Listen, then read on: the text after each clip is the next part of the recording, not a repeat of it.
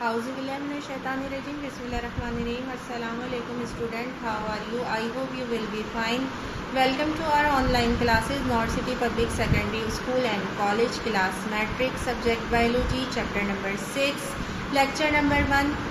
बेटा ये जो हमारा चैप्टर है, इस चैप्टर का नाम है इनहेरिटेंस। जैसा कि आपको नाम से और जो स्क्रीन पे आपके डायग्राम शो हो रही है उससे पता चल रहा होगा कि यहाँ हम तमाम चीज़ें जो डिस्कस करेंगे वो जेनेटिक्स से रिलेटेड करेंगे। जो इनहेरिटेंस हमारी जेनेटिकली हमारे अंदर जो प्रॉपर्टीज़ शिफ्ट हो जाती हैं वो हम यहाँ पे डिस्कस करेंगे। यहाँ पे हम वेरिएशन डिस्कस करेंगे। तमाम चीज़ें जो जेनेटिक्स से रिलेटेड है वो हम इस चैप्टर के अंदर अपना डिस्कस करेंगे। बेटा अगर हम बात करें यहाँ पे तो सबसे पहले हमारी बात ये होती है कि इनहेरिटेंस होता क्या है। In the matter of the common observation that the offspring of all living organism resemble their own parents.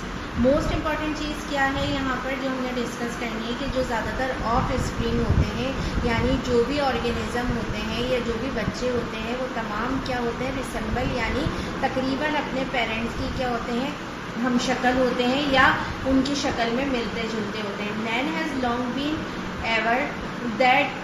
यहाँ पे क्या है कि जो सबसे इम्पॉर्टेंट चीज़ जो है वो क्या है, ज़्यादातर इंसानों के अंदर ये चीज़ पाई जाती है कि वो उनके बच्चों की जो शबाहत है, उनकी जो शक्लें हैं वो काफ़ी हद तक क्या होती हैं, अपने पेरेंट्स से मिल रही होती हैं। तो हम यहाँ पे ये चीज़ क्या कहलाती है, ये इनहेरिटेंस कहलाती है। ये वो कैरेक्टरिस्टिक्स होते हैं जो पेरेंट्स से जो है वो अपने बच्चों के अंदर जो है वो शिफ्ट हो जाते हैं। अब अगर हम बात करें the characteristics of the offsprings to the resemble their parents is called heredity. अगर पेरेंट्स से बच्चों की खुसूसियात मिल रही हैं तो वो खुसूसियात जो बच्चों से मिल रही होती हैं वो बेसिकली क्या कहलाती हैं, वो हेरिडिटी कहलाती हैं। The branch of biology which deal with the study of the heredity and the variation is called genetic. और साइंस की या बायोलॉजी की वो ब्रांच जो हेरिडिटी से रिलेटेड होती है, जहाँ हम हेरिडिटी में आने वाली वेरिएशन यानी तब्दीलियों को जो है वो क्या करते हैं, मुताला करते हैं, वो हमारी क्या कहलाती है, वो जेनेटिक्स कहलाती है।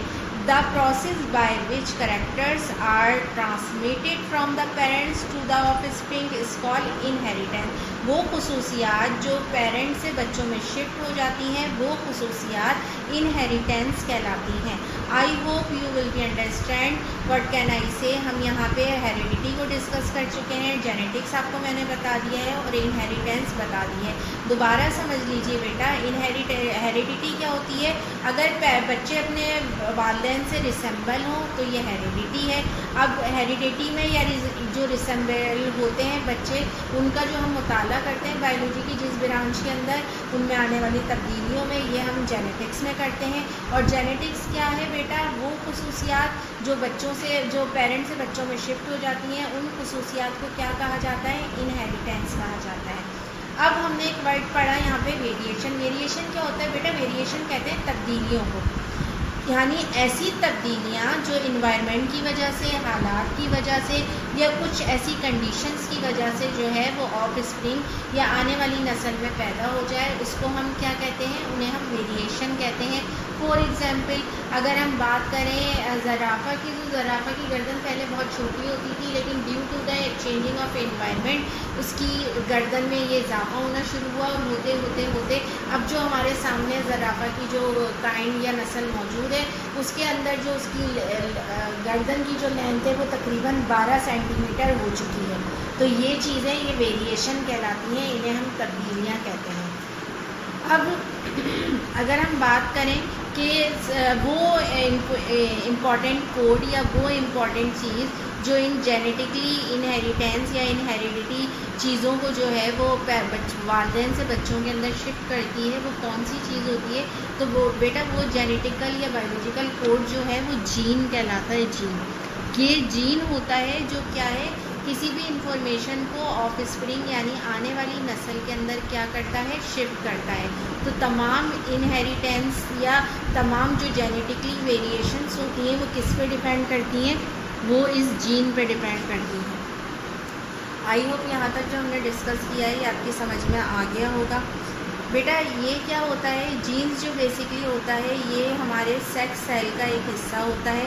ये हमारी तमाम जो प्रॉपर्टीज़ हैं उन्हें रिसीव करता है, और रिसीव करने के बाद जब ये फर्टिलाइजेशन हो रही होती है तो ये प्रॉपर्टीज़ को जो है ये नेक्स्ट जनरेशन के अंदर क्या कर देता है, शिफ्ट कर देता है। तो क्या हो गया, जो ट्रांसमिट जेनेटिक मटीरियल है वो हमारा यहाँ क्या कहलाता है, जीन्स कहलाता है। अब we know that each kind of organism has specific number of chromosome. दुनिया में जितने भी जानदार पाए जाते हैं उनके अंदर स्पेसिफिक नंबर के क्रोमोसोम्स पाए जाते हैं। अगर हम ये क्रोमोसोम्स जो हैं इनकी बात करें तो ये क्या होते हैं, ये जनरेशन टू जनरेशन जो है ये क्या होते हैं, शिफ्ट होते हैं, एक जनरेशन से दूसरी जनरेशन में शिफ्ट हो जाते हैं। अगर हम इंसानों की बात करें तो इंसानों के अंदर 2 सेट ऑफ 23 क्रोमोसोम्स होते हैं, यानी 2 सेट ऑफ 23 क्रोमोसोम्स। आप 23 को डबल कर दें तो ये कितने बच जाएंगे, 46 हो जाएंगे। यानी एक इंसान के अंदर 46 क्रोमोसोम्स होते हैं, या 23 के 2 सेट होते हैं। आप इसको इस तरह भी कह सकते हैं N23, N से मुराद यहाँ पे नंबर ऑफ क्रोमोसोम्स है, सही है। तो ये क्रोमोसोम्स क्या होते हैं, ये क्रोमोसोम्स की आपको यहाँ डायग्राम नज़र आ रही होगी, इनकी यहाँ पे शिफ्टिंग भी नज़र आ रही होगी, मैचिंग का तरीक़ेकार भी नज़र आ रहा होगा, किस तरह ये सेपरेट हो जाते हैं इस तरह, और किस तरह ये अपोजिट उसमें जो है मैच हो जाते हैं। तो क्या है, ह्यूमन बीइंग के अंदर तकरीबन 46 जो है वो क्रोमोसोम्स जो है वो प्रेजेंट होते हैं। इनके अंदर इनहेरिटेंट मटीरियल होता है, इनसे जीन कनेक्टेड होते हैं, और यही क्या होते हैं, ये किसी भी जेनेटिकली मटीरियल को जो है वो एक नस्ल से दूसरी नस्ल में शिफ्ट करने का क्या बनते हैं, ज़रिया बनते हैं। अब हम बात कर रहे हैं क्रोमोसोम्स की।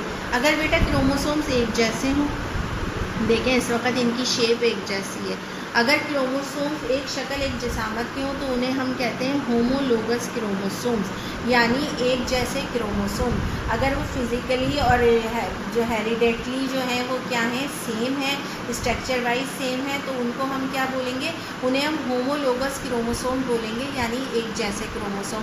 अगर वो क्रोमोसोम्स एक जैसे नहीं है, ना काम करने में ना शक्ल में, तो हम उन क्रोमोसोम्स को क्या बोलते हैं, उन क्रोमोसोम्स को हम बोलते हैं हेट्रोजेनिक क्रोमोसोम या हेट्रोजेनियस, ठीक है। यानी ऐसे क्रोमोसोम जो शक्ल में और काम में एक दूसरे से क्या हो, मुख्तलिफ हों। आई होप ये तमाम चीज़ें जो हमने डिस्कस की हैं आपकी समझ में आ गई होंगी। इसके बाद बेटा हमारी नेक्स्ट हेडिंग जो आपके बुक के पेज नंबर 108 के ऊपर मौजूद है वो है क्रोमोसोम्स एंड जीन, ठीक है। हमें पता है क्रोमोसोम्स जो हैं उनके फ़िक्स नंबर होते हैं तमाम जानदारों के अंदर, तमाम स्पीशीज़ के अंदर, ठीक है। एक क्रोमोसोम जो है वो लॉट ऑफ क्वांटिटी में जो है वो जीन रखता है। अब बात ये होती है कि क्रोमोसोम्स और जीन का आपस में कंपोजिशन क्या है, तो हम क्या करेंगे, हम इनका chemical composition of the chromosomes यहाँ पे डिस्कस करेंगे, ताकि हमारे माइंड में ये बात क्लियर हो कि जीन जो है वो सिर्फ क्रोमोसोम से ही क्यों अटैच होते हैं। The chemical material of the chromosomes is called chromatin, वो क्रोमाटीन कहलाते हैं, विच बेसिकली न्यूक्लियोप्रोटीन, ये क्या होते हैं, न्यूक्लियोप्रोटीन होते हैं, और डीऑक्सीराइबोन्यूक्लिक प्रोटीन से बने हुए होते हैं। इनकी ये जो है डीएनए कंपोज करते हैं 40% स्पेशल प्रोटीन की मदद से, जिसे हिस्टोन कहते हैं, और 60% क्या होता है डीएनए के अंदर डाईऑक्सीराइबोन्यूक्लिक एसिड होता है। ये बनाता है आपका बिलियंस ऑफ द यूनिट्स, जिसे हम क्या कहते हैं, डी राइबोऑक्सिलिक न्यूक्लियोटाइड्स कहते हैं। ईच न्यूक्लियोटाइड जो है वो किसका बना हुआ होता है, डीऑक्सीराइबोस या sugar C5H10O4 phosphoric acid H3PO4 या नाइट्रोजीनियस बेसिस का बना होता है, जैसा कि आपको तस्वीर के अंदर या डायग्राम के अंदर यहाँ शो हो रही है। With the help of diagram आपको ये सब बता दिया गया है। 3 पार्ट्स हैं न्यूक्लियोटाइड्स के, प्रोटीन शुगर है, यहाँ पे पेंटा शुगर है, फास्फेट ग्रुप है, नाइट्रोजीनियट ग्रुप है यहाँ पे। तो डीएनए जो होता है वो क्रोमोसोम से एग्जिस्ट करता है, वेरी लॉन्ग और डबल जो है ये फाइबर होता है, ये डिप्लेक्स होता है, और ये एक्सटेंड होता है अनब्रेकेबल चेन की शक्ल के अंदर, ये लेंथ के अंदर पाया जाता है।